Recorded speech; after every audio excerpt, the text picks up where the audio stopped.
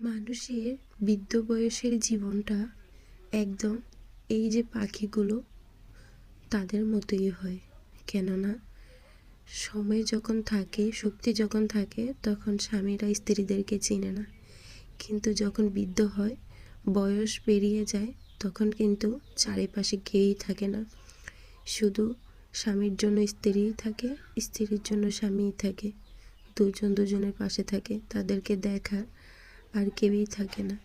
এটাই বাস্তব। কিন্তু সময় থাকতে থাকতে পুরুষ মানুষ কখনোই এটা স্বীকার করে না যে একমাত্র স্ত্রী তার শেষ সম্বল, তার শেষ ঠিকানার সঙ্গী, শেষ যাত্রার সঙ্গী। এটা কখনোই সে স্বীকার করে না। যখন সে অনুতপ্ত হয়, তখন সময় পেরিয়ে যায়। কিন্তু এই জিনিসগুলো যদি পুরুষ মানুষ যৌবন থাকতে বুঝতো, তাহলে আর নারীদের কষ্টই থাকতো না।